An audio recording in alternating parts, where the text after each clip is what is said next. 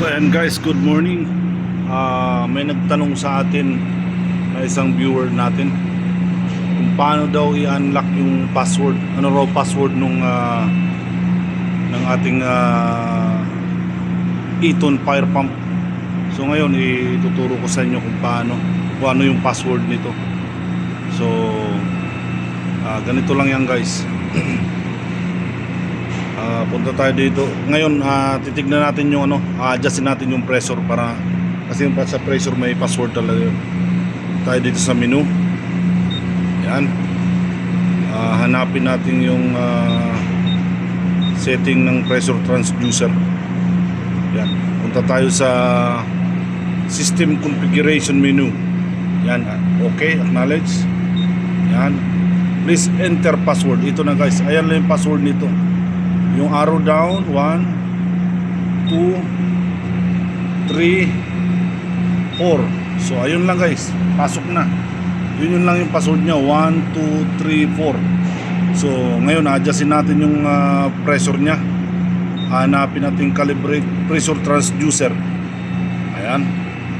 Okay, knowledge. Ngayon dahil gagayahin lang natin yung pressure doon sa main pipe, kung ano yung actual pressure natin. So ayan, dito lang tayo sa calibrate using current pressure. Pwede rin calibrate yung using zero pressure, yung wala pang laman yung pipe mo. So pero ngayon dahil existing na tong natin, dito tayo sa calibrate using current pressure. So acknowledge. Ayan. Arrow down, arrow up lang kung mag-add kayo, ayan.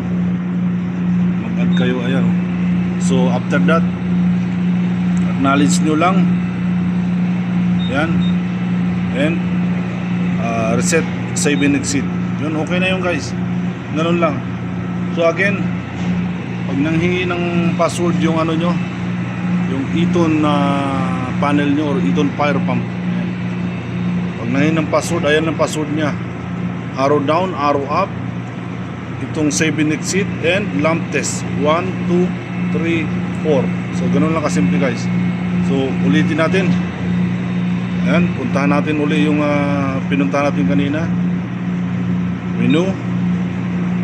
Hanapin natin yung calibrate. Ayan, system configuration menu.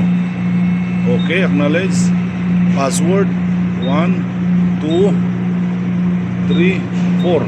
So ayan, napasok na natin guys. Yun lang yung password nya. May nagtanong kasi sa atin. So ganun kasimple lang guys. Ayan. Kailangan pala to guys, yung fire pump natin at diesel pump. Tignan natin diesel pump natin. At saka yung yan diesel pump namin. Hindi yan sila hindi man magkapareho, pero dapat kunti lang yung diferensya guys.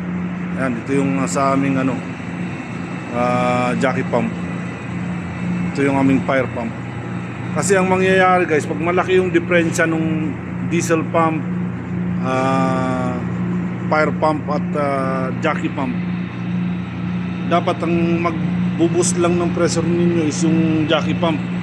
Ngayon kung mababa ito, siyempre pagbaba ng pressure mas mauunang mag-activate to. So dapat yung jockey pump lang ang magbuboost ng pressure nyo. Kasi pag umandar yung jockey pump natin, yung electric or diesel mauna, mas malakas yung disturbance sa pressure sa pipe. So lahat ng float switch nyo sigurado activate yan. Pero pag jockey pump lang, hindi siya nadidisturb yung pressure. So ganun lang guys kung yung pag-activate natin o ano yung password ng ating Eton fire pump. So if you like this video guys, please subscribe and follow for more.